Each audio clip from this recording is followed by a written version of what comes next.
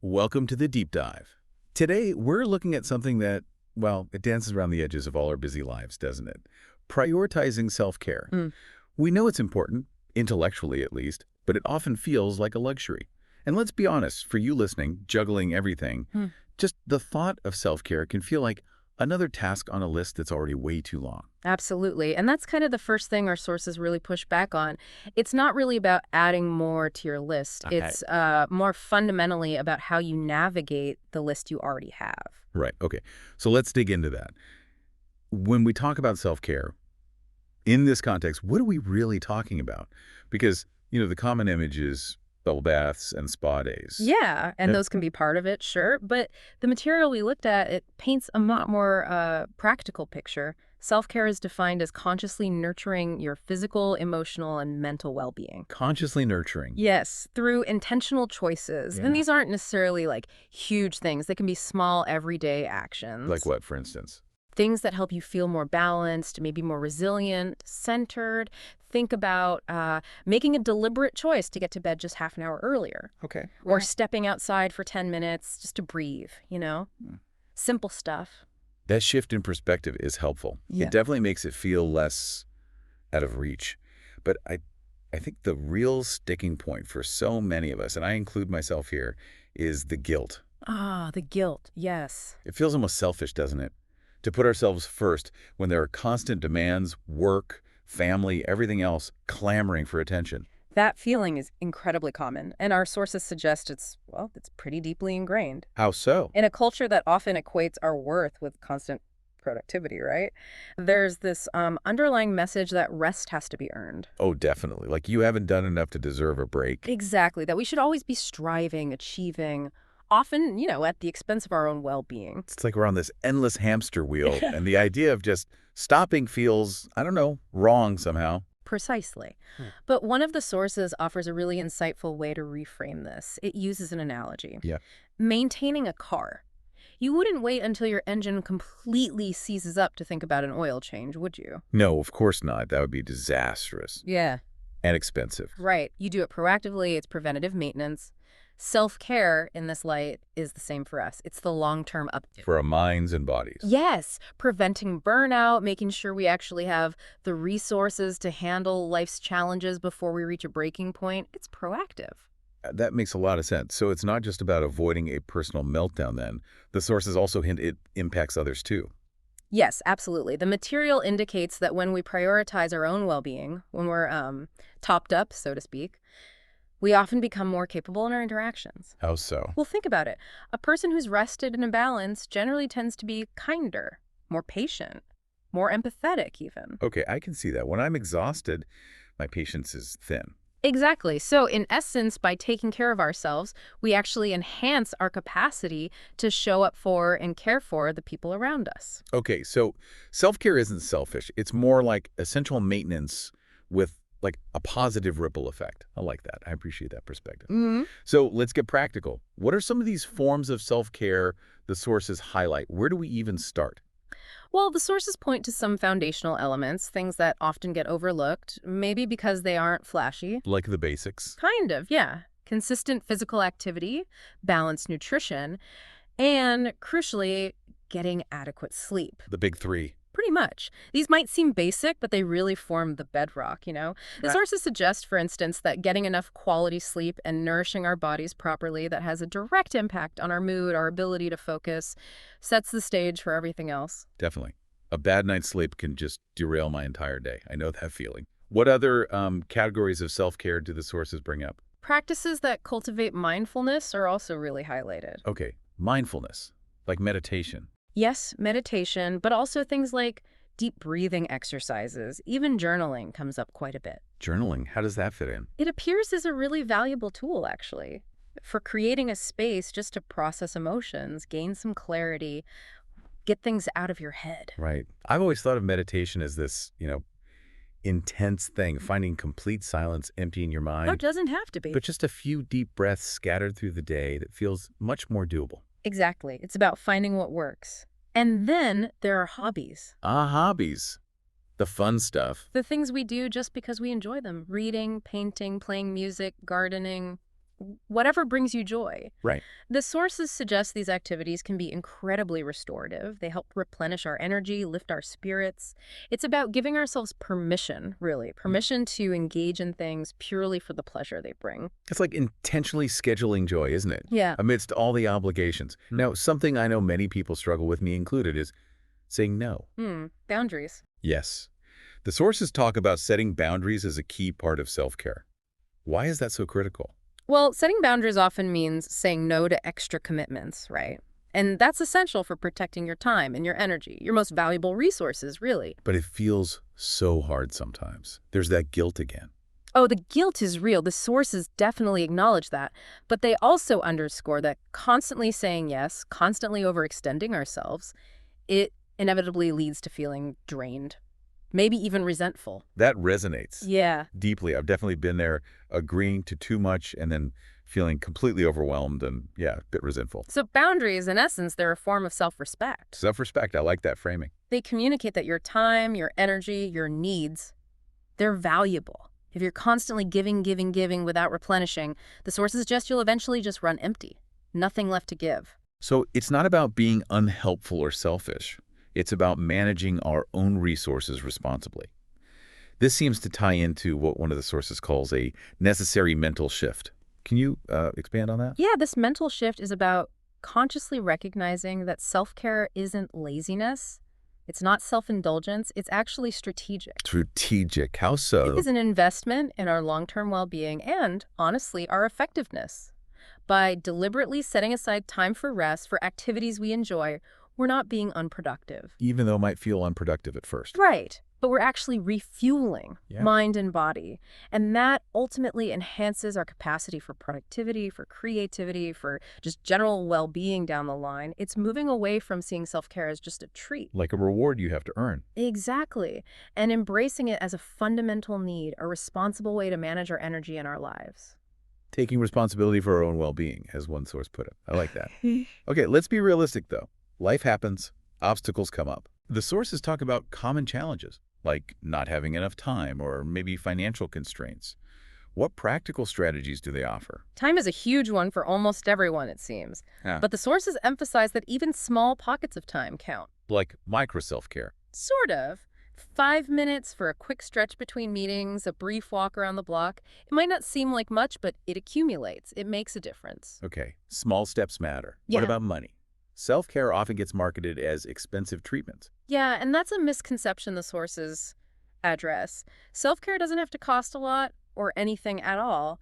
They highlight tons of low-cost or no-cost options. Like what? Spending time in nature, a park, even just noticing the trees on your street, taking a warm bath at home, using free resources like the library, borrowing books, music, movies. So it's about getting creative and using what's accessible. Mm. Okay. But what about that nagging guilt, the feeling that we should be doing something else when we try to rest? Yeah, that's tough. Yeah. The key, according to the sources, is to consciously challenge that guilt when it pops up. How? Just argue with it. Kind of. Remind yourself out loud if you need to that rest is natural. It's essential. Go back to that car analogy. Right, refueling the car. You wouldn't feel guilty about stopping for gas when the tank is low, right? Our bodies and minds have limits too. And honoring those limits isn't weakness. It's crucial for staying healthy and functioning well. That's a really grounding way to think about it. Yeah. Fuel, not failure. Yeah. Okay, now let's connect this more explicitly to mental health. It seems like the sources suggest a really strong link there. Oh, absolutely. A very strong link. The material we reviewed indicates that consistent self-care practices can play a significant role in stabilizing mood, Okay. reducing feelings of anxiety, helping to prevent burnout before it really takes hold. So it's preventative for mental health too. Definitely. And it provides that necessary space, space to process emotions in a healthy way, whether that's through journaling, like we mentioned, or talking things through with supportive friends, or those mindfulness practices. And the physical stuff helps too, right? Hugely. Physical activity is such a powerful mood booster. Endorphins, stress reduction, it's all connected. Even nutrition, what we eat, directly impacts our brain function and our mental and emotional states. It really drives home how holistic it all is. You can't really separate physical, mental, emotional well-being. They all feed into each other. Exactly. It's about treating ourselves as whole, integrated beings. What about the pressures of work? That work-life balance struggle is so real for so many people, it often feels like work is life. It can certainly feel that way. The sources offer some very concrete suggestions here. Things like setting firm boundaries around work hours. Easier said than done sometimes, but important. Absolutely. And intentionally disconnecting. Turning off work notifications after a certain time, actively reclaiming your personal time, giving yourself permission to switch off, breathe, and just be. That permission piece seems key. Okay, so boundaries with work. What about boundaries with, well, the digital world? Social media pressure, constant notifications. That adds another layer of stress, doesn't it? Oh, definitely. And the sources suggest that managing our digital lives is actually a significant form of self-care now. How so? Things like intentionally practicing digital detoxes, maybe an evening or a weekend offline, or even just setting smaller limits on screen time. Phone-free dinner, maybe? Perfect example. Designating phone-free periods during the day, it can really improve mental clarity, reduce that feeling of being constantly bombarded, constantly switched on. It's like giving our brains a chance to, I don't know, declutter. Okay, so for someone listening right now who feels maybe a bit overwhelmed by all this, but wants to start, Hmm. what are some practical first steps Mm-hmm. based on what we've looked at? The sources really emphasize starting small. Don't try to overhaul everything at once. Okay. Pick just one activity, something that resonates with you. Maybe it is that brief walk outdoors, or maybe it's reading for 10 minutes before bed instead of scrolling. Just one thing. Just one thing to start, and the key is to schedule it. Treat it like an important appointment. Put it in your calendar if you have to, and respect that appointment. Okay, schedule it and protect that time. Exactly. Then, over time, maybe you gradually add another small thing. Preparing one healthy meal a week, spending 15 minutes stretching, taking some time offline. Gradually build it up. Right. These small, consistent actions send a really powerful message to yourself, mostly that your well-being matters. It's about learning to treat yourself with the same kindness, the same consideration you'd offer a good friend who is struggling. That's a lovely way to put it. Treat yourself like a good friend. It sounds so simple, but it's quite profound, actually. So it's not about perfection overnight. Not at all. Consistency is more important than perfection. Aim to weave these things into your routine, yes, but also practice self-compassion. What do you mean by that? If you miss a day, you miss a day.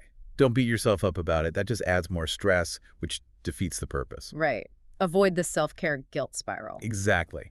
Focus on the progress you are making, not on some unattainable ideal. Kindness towards yourself is what actually sustains these healthier patterns long term. So it's a continuous process. Learning, adapting. What if someone tries something? Maybe everyone raves about yoga, but it just doesn't click for them. It feels like another chore. That's a great point. The sources really highlight the importance of experimentation and personalization here. Self-care is not one size fits all. Okay. If yoga doesn't feel right, maybe dancing does, or gardening, Sure. or maybe just sitting quietly and daydreaming is what you need. So don't force it if it doesn't feel good. Absolutely not. The goal is to find what genuinely replenishes you, not just to check a box on some self-care list. It should feel fulfilling, restorative, Yeah. not like another obligation on your plate. That's a fantastic reminder. It should be something we actually look forward to, or at least feel better after. Precisely. And remember, too, that your needs can change. What worked for you last year or even last month might not be what you need right now. Because life changes. New job, moving, health stuff. Exactly. So be open to adjusting your approach. Stay flexible. It's really a lifelong journey. This process of self-discovery and self-care requires ongoing self-awareness. Okay, so flexibility and self-awareness are key.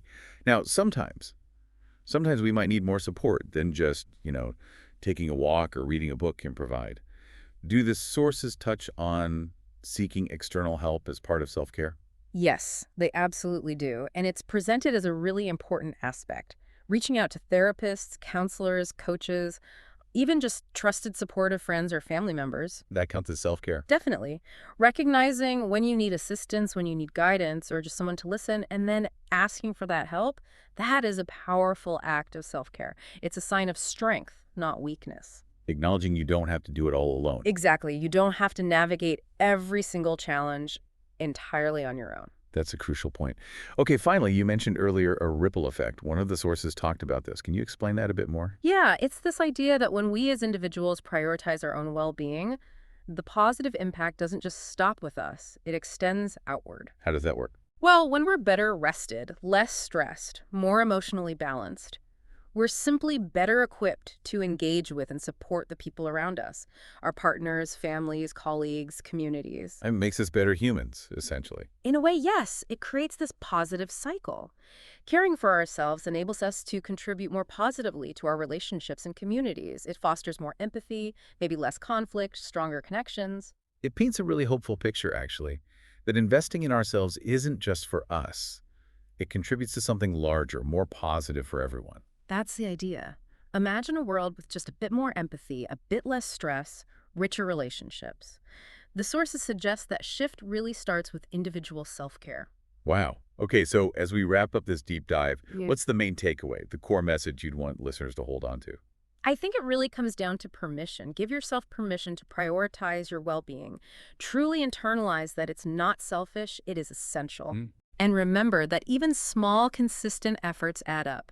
They make a significant difference over time. Don't underestimate the power of those small steps. And celebrate them. Celebrate those small wins along the way. They really do accumulate. Exactly. Even just taking 5 minutes for yourself today, right now, that's a meaningful start. It counts. So for you listening, maybe just take a moment to consider what's one small act of self-care you could weave into your day today.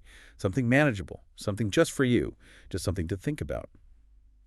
Thank you for exploring this really important topic with us.